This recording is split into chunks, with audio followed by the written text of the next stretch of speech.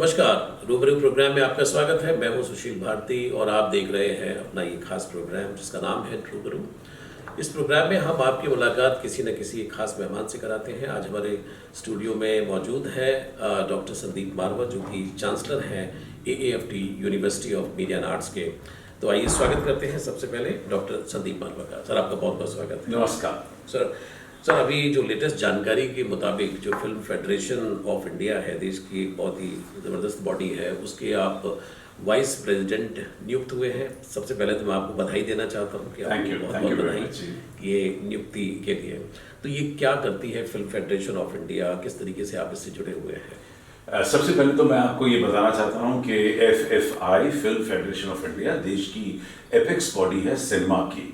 जो पूरे भारत की 28 प्रदेश और 6 यूनियन टेरिटरी को अगर जोड़ा जाए तो जितनी भी संस्थाएं इस वक्त फिल्म से जुड़ी हुई हैं, इन तमाम प्रदेशों में और यूनियन टेरिटरी में उनको फिल्म फेडरेशन ऑफ इंडिया का मेंबरान होना चाहिए या होती हैं।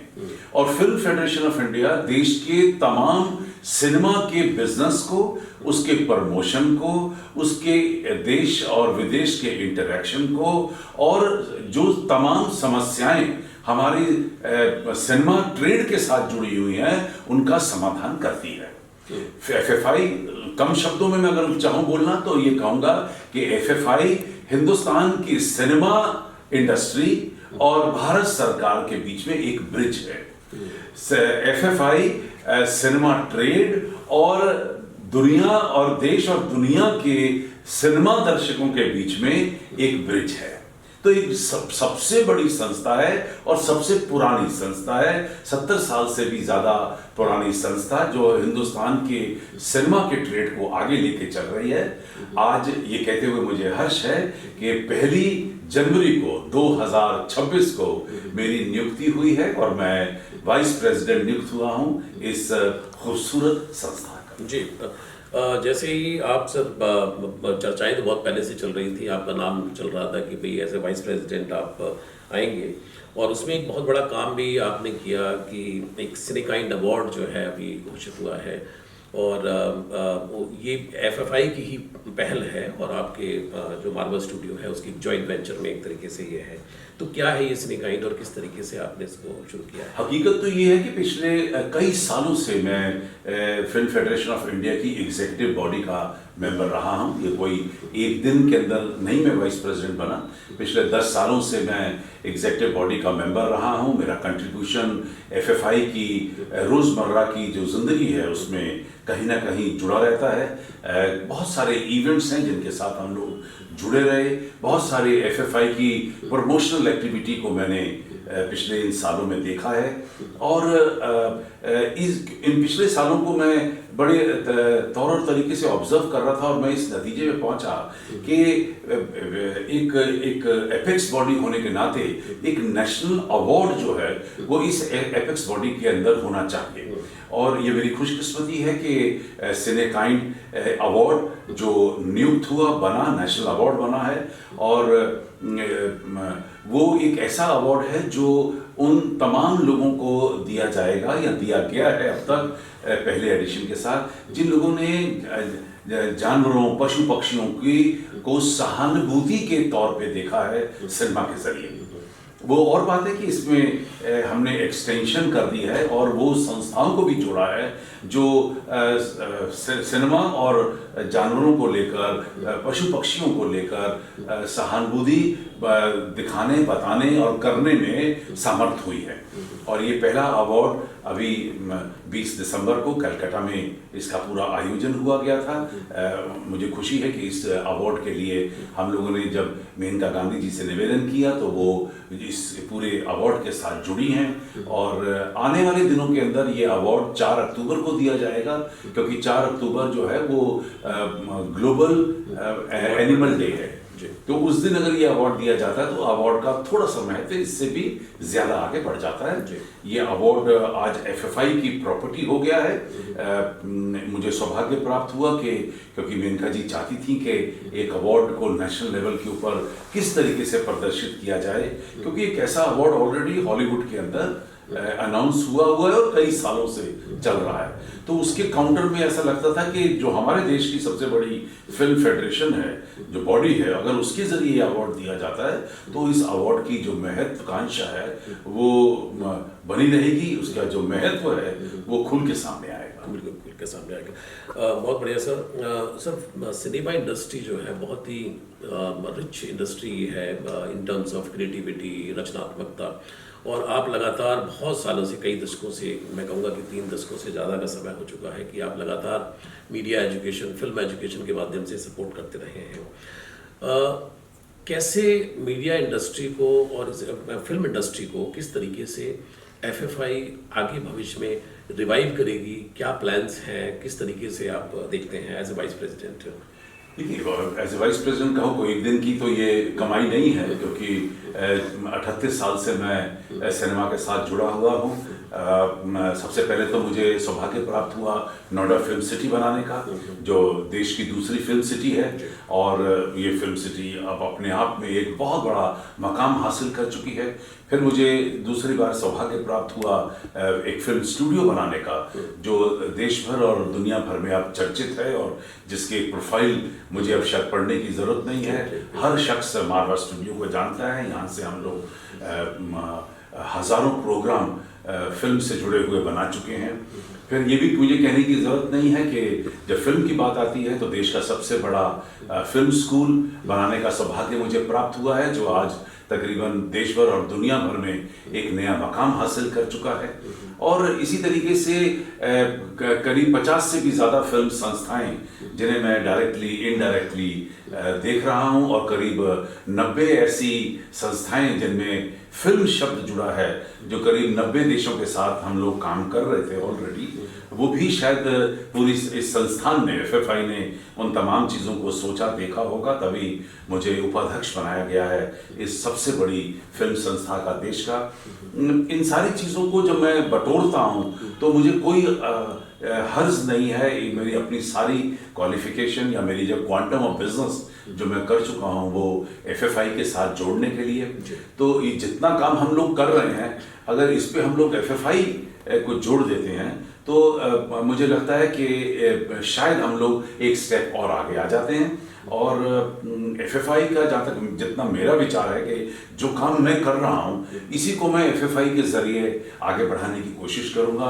आज 90 संस्थाओं के 90 देशों के साथ हम लोग काम कर रहे हैं। जुड़ते ही मैं ये कह सकता हूँ कि एफएफआई आज 90 देशों के साथ काम कर रही है, और हमारी योजना है कि हम लोग इसमें कम से कम इस साल 10 नए कंट्री और जोड़े, ताकि एक सेंचुरी हम लोग बना सकें कि 100 से भी ज़्यादा देशों के लिए हम लोग एफएफआई के ज़रिए काम करेंगे।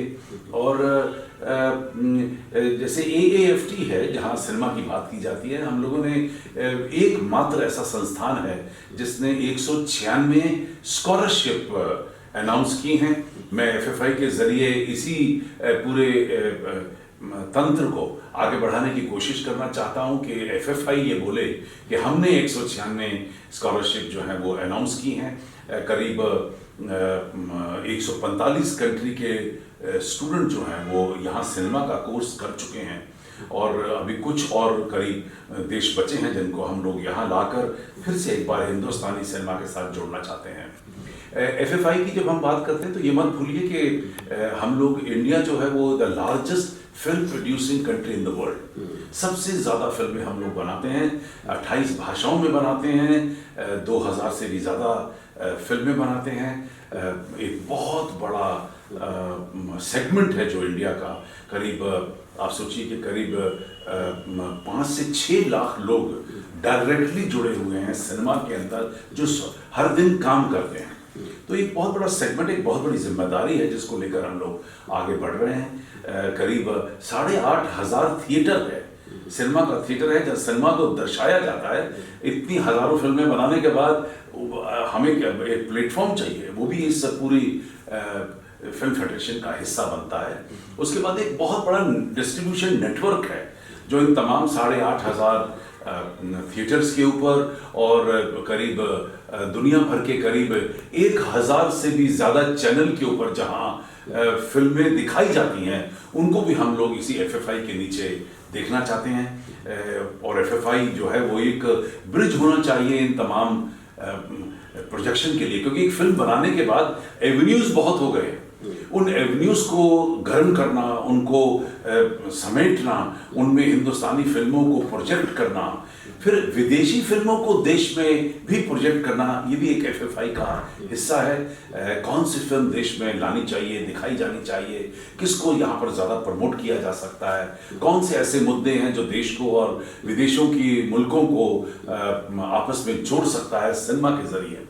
और यही खत्म नहीं होता तो हमारे अपने देश के अंदर आज 950 चैनल चल रहे हैं, जिनमें से करीब 300 चैनल ऐसे हैं जो सिनेमा को दिखाते हैं। तो उन तमाम चैनलों को साथ जोड़ के चलना और उनमें हमारी हिंदुस्तानी फिल्मों को और ऐसी फिल्मों को जिनको देखने से और आम जनता तक उन चैनलों के जरिए पहुंचाने का काम जो है वो भी FFI जो है वो कर सकता है। फिर इसके साथ सबसे बड़ी बात तो आ जाती है कि फिल्म एजुकेशन की बात आती है। जो फिल्म एजुकेशन को कैसे संवारा जाए, संभाला जाए, उजागर किया जाए और एप्रोप्रिएट बनाया जाए। बहुत सारे फिल्म संस्थान खुल जाते हैं अनफॉर्चुनेटली बिना सिलेबस डिस्कस किए, बिना इक्विपमेंट लिए, बिना फिल्म इंडस्ट्री की पहचान के। तो मुझे लगता है कि FFI का दखल वहाँ भी बढ़ेगा और इसमें हम लोगों को इंटरेस्ट लेना पड़ेगा और उन तमाम ऐसे एजुकेशनल सेटअप्स को जो अपने आप को फिल्म संस्थान का रूप देना चाहते हैं, उन्हें भी FFI से एक स्टैंप लेनी चाहिए, जो मैं इस बारे में सोच रहा हूँ। और काम तो बहुत है इस इंडस्ट्री के अंदर और बहुत से और विचार हैं जो जब वो पक जाएंगे तो शायद उनको मैं किसी अगले एपिसोड में भी बात कर सकता हूँ। जी बिल्कुल।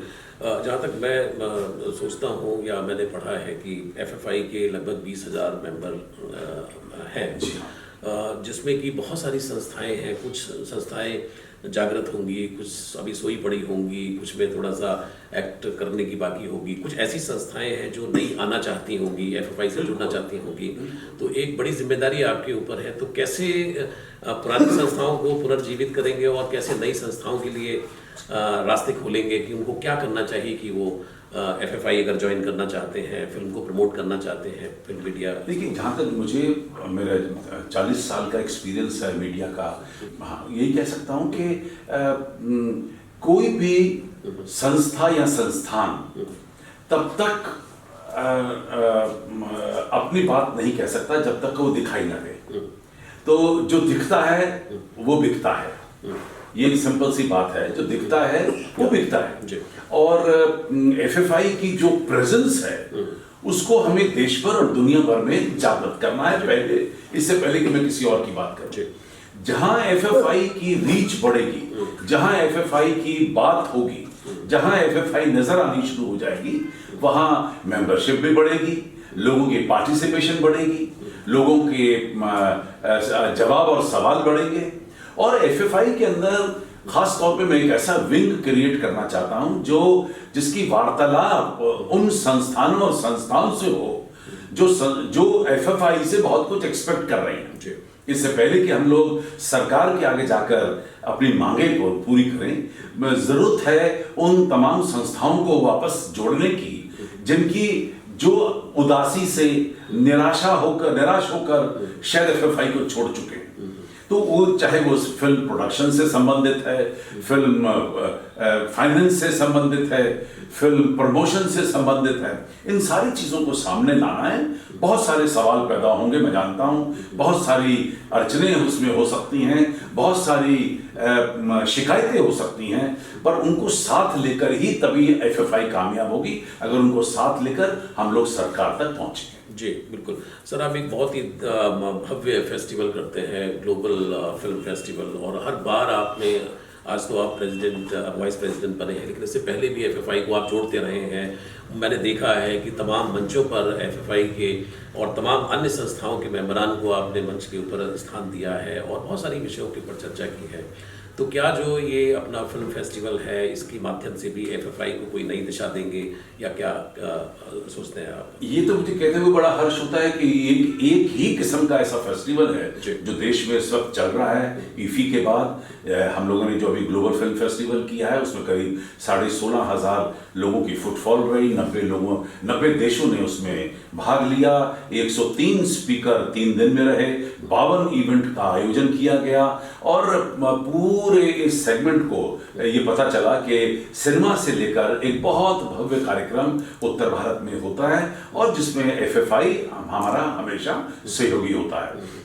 मैं अब बड़े दावे से कह सकता हूं कि ग्लोबल फिल्म फेस्टिवल जो 18 एडिशन अपने पूरे कर चुका है, पिछले 18 साल से अपनी जगह बना चुका है, 19वां जो है वो एफएफआई के नाम के साथ हम लोग करना चाहेंगे ताकि इस पूरे सेगमेंट को जो हमने तकरीबन 20 लाख से भी ज़्यादा लोग जोड़े हैं इस फेस्टिवल के ज़रिए, वो एफएफआई को पहचाने और एफएफआई का जो दर्जा है वो पहले से ऊपर उठ कर आए। जी बिल्कुल sir. Young aspirant film makers है, चूँकि बहुत सारे जो लोग हैं वो कई बार घर से लड़ करके, परेशान हो करके और समाज से लड़ करके, और आपने हमेशा उनका उत्साहवर्धन किया है, आपने इस इंडस्ट्री में उनको रोपिन किया, बहुत अच्छा लोग कर भी रहे हैं।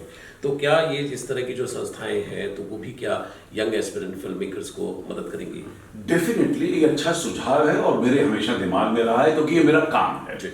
और एफएफआई के जरिए भी हम लोग चाहेंगे कि एक ऐसा सेगमेंट क्रिएट करें जहां यंग फिल्म मेकर्स को मेंटरिंग की जाए कि जो फिल्मों के साथ जुड़ना चाहता है, प्रोड्यूस करना चाहता है, डायरेक्ट करना चाहता है, यानी कि फिल्म इंडस्ट्री में किसी भी रूप में जुड़ना चाहता है, उनको एक अच्छी सलाह दी जाए, उनको आगे बढ़ाया जाए।